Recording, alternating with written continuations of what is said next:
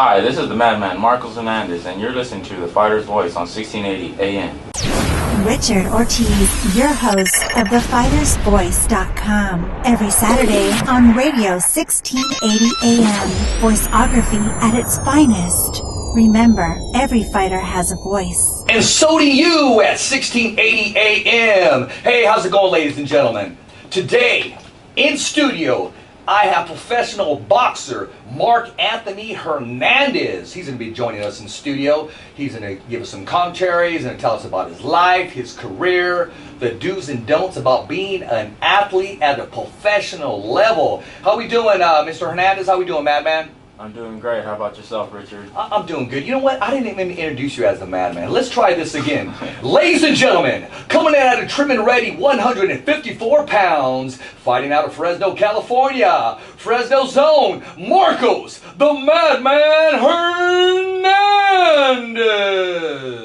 That sounded nice. And there we go. That sounded nice. Yes, 23 years old, professional. Mr. Hernandez with an impressive record, 9-0, 2 KOs. How do you keep that? Oh, Just keep training hard. Just be ready when you get in that ring. Just keep working hard in the gym. you know, I want to ask you this, man. I mean, you turned pro at the age of 20 years old, and you embrace Fresno like it's just more than your hometown. I've never seen a fighter that embraces hometown as much as you do. Where does that come from, man? My father loves his town. It just rubs off on you, and I'm born and raised in Fresno. This is where I want to live, you know, for the rest of my life. It's a great place. There's troubles like every other city, but it's a good place to live, and I love my city.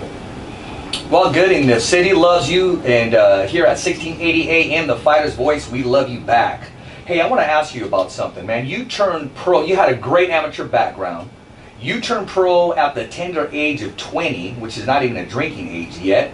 How did it feel to go in the ring for the very first time with the walkout song, without the headgear, smaller gloves, and knowing, you know what, this is for all the marbles? My first fight, I was very nervous. I had fought this guy at the Nationals. My last national tournament as an amateur, I fought the same opponent I fought in my pro debut. I beat him in amateurs as well, but I was still nervous, just it being my first pro fight, being in my hometown. I fought in Fresno, my only fight in Fresno so far, and it was just a crazy experience. Something I trained hard for the fight, but it's just something when the moment comes, you just something different about it. You know, I remember that fight. I actually covered your first professional fight. I was actually the ring announcer there, and I remember you stood in the pocket. And I was thinking, look at this long, lanky kid, great jab, great left hook, but yet he stood in the pocket and he was just banging away. Is that something you worked on going in, or just maybe you got caught up in the whole hype of everybody finally just knowing that, hey, this is for all the ball of wax? Probably the emotions of fighting in front of, I would say, a good half of those people were there to watch me. It wasn't the biggest place, but I seen a lot of familiar faces there, and I just wanted to put on a good show in my first fight, and I just wanted it to be exciting. I knew I never doubted myself. I knew I was going to win the fight. I just wanted to win spectacularly, but doing that, I kind of did things I didn't need to be doing, getting hit a little bit more than I needed to be getting hit with, but it was a good experience. I learned from that fight, and I've done a lot better since. You know, heck yeah, you did a lot better. I want to talk to you and ask you about this. How in the heck were you able to sign with Al Heyman? I mean, that's a household name when it comes to boxing. He doesn't just sign anybody under his name. How did you manage that? Well, yeah, I'm the only fighter from the Central Valley really to be signed with Al Heyman, and that's big for me. A lot of good fighters around here are signed with Top Rank and fight on the Selland Arena cards and the Save Mart Center card, Tachi Palace cards, and those are good fighters. But I just went a different direction. I signed with Al Heyman, and it's working out for me. Right. Thanks to Peter Lopes, he set that up for me, and I just take he Coach handled the Lopes. business. Yeah, he handled that for me, put me in the right direction, and I just get in the ring and I fight and do my thing. You know, I'm glad you brought that up, man. Pete Lopes. Pete Lopes. I got nothing but mad respect for Pete Lopes. I'll tell you, you know what? Yeah. He has been 100 since the day I've met him. I remember the very first time I met him was actually at your debut, and the man's just looking at me and he's smiling. It's like almost like a prophet would look at somebody before he gave a word. It's like he looked through me and said, I already know what's going to happen. There's something about you. And even your third fight, which I did, I believe, in Modesto, yeah, he gave me the same look. And let's talk about his role in your career. What exactly is his role? Business. He talks to Luis de Cubas, who handles and gets me fights. He talks to Pete. He doesn't really call me. He talks to Pete, and Pete talks to me, and it's kind of like a tree branch. Just, your advisor, so to speak. Yeah, just it goes down the line, and he handles and gives me advice about business stuff. And well, apparently he's giving you great advice. I mean, look yeah. at you. I mean, let's talk back. How did that signing with Al Heyman take place? I mean, he don't just wake up and say, okay, I'm going to sign this guy. And his schedule's so busy where he just can't go out all the time. How did that take place? What did you do to get his attention? Well, something happened that I don't want to really talk about, but me and Peter Lopes know why, and they see something. We here at 1680 AM, we want to know why. We want to tell the viewers out there. Can you give us a hint? It has to be something positive because you're signed with the man, Al Heyman. They just see me see something in me in sparring that they're like, wow, this kid has got the body for a boxer, a good boxer, and they just seen the skills I had in some sparring sessions that. Okay, care to elaborate on that sparring session? Was that with somebody here local, professional, amateur? It must have been very impressive. Yeah, it was. I had one pro fight at the time. I was getting ready for my second pro fight, and just some video clips, and also sparring with Robert Guerrero, who's a recognized champ. The Ghost Guerrero? Are we talking about the Ghost? Yeah, Robert the Ghost Guerrero. Tell us about that sparring session. Well, I sparred him a lot. I sparred him 50 plus rounds, probably 100 rounds altogether.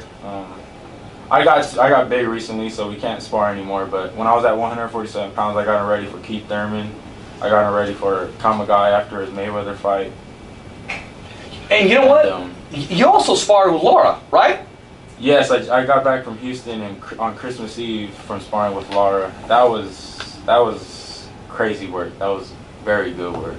He's probably the best fighter at 154 right now. This guy spars with the Ghost, who fought Mayweather, went the distance, and landed a couple bombs in there, and now he's sparring with Laura, and some argue that he could be or is pound for pound the best. And a lot of people thought he beat Canelo. I had that fight very close.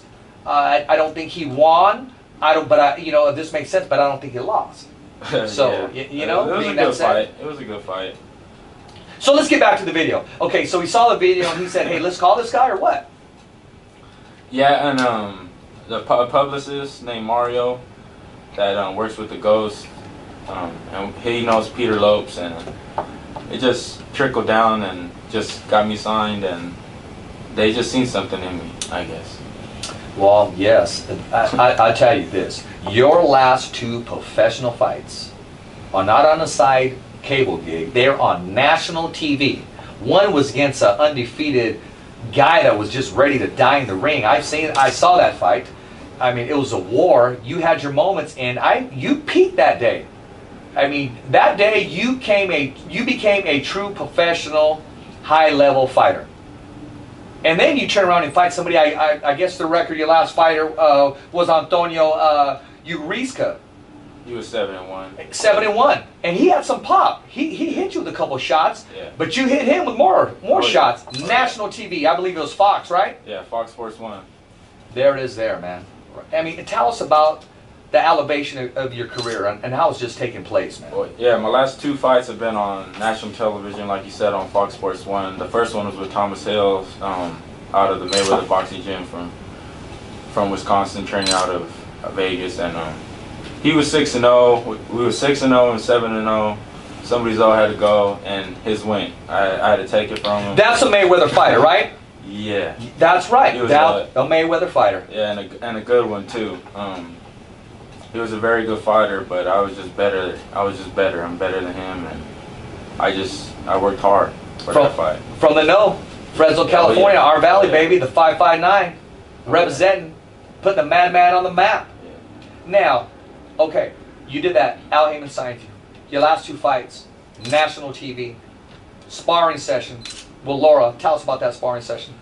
Well, I sparred with him for a good month. So not just one sparring session, 3 times a week for a month to get ready for his last fight. He just got a knockdown in the fourth round against Yuri Foreman.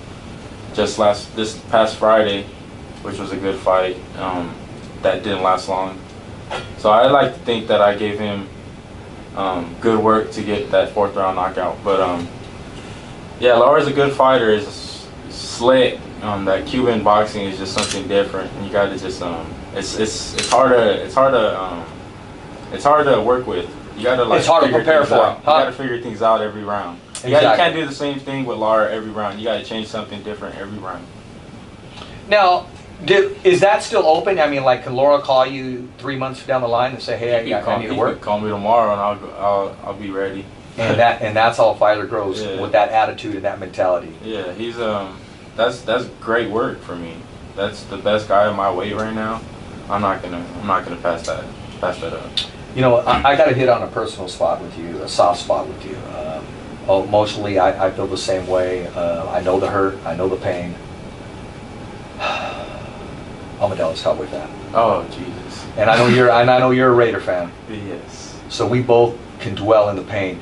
Yeah. You know, we were talking offset before, and we were talking about, hey, that'd be awesome to see the Raiders and the Cowboys in the Super Bowl, man. Yes. When your man went down and you felt the pain, now I'm feeling your pain.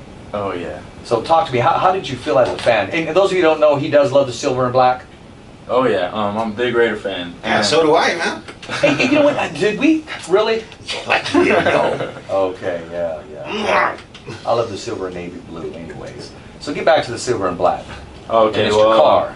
When I found out Carr got hurt, I actually got off my plane. I was coming home from Houston from sparring Lara, and I get off the plane and I look at the score and I look at the TV right there in the little restaurant at the airport, and it's like I forget the score. It was a blowout though, and I'm like, yes, a lot too okay. little. I'm like, okay, good, okay, we got it, and then it shuts off shuts from the field, and it shows Carr getting carted off the field. I'm like, what the hell just happened? I was just confused after that. I gave my brother a phone call like, what happened to Carr? What happened to Carr? It was just all bad. You know what? And nowadays you just got to have an elite quarterback. You need to have an elite backup quarterback. We're fortunate to have 2 quarterbacks, but it doesn't matter how many you have. You just can't get it done. We just can't get a hold of Rodgers. Yeah. But so who are you gonna root for now and throughout the playoffs? Well, my team's out of it, but I don't really have a team to root for. My man Peter Lopes is a Patriots fan. I see them going to the Super Bowl. I think the Falcons should get past those Packers. Yeah, we see the Patriots in the Super Bowl again. It seems like. Yeah. But they deserve it, I guess. They're a great franchise, but we should see them. And I'm thinking the Falcons. Patriot Falcons Super Bowl. Well, I'll be pulling for the Falcons, man, and I'm not trying to pull a hater move because Rodgers, you can't stop him, you can only contain him. But here at the Fighter's Voice, man, we always try to keep it neutral right now. And we're going to take a small break right now. Remember, the Fighter's Voice, 1680 AM. Every fighter has a voice, and here in studio, so does the madman, Marcos Hernandez. And we're going to take a break.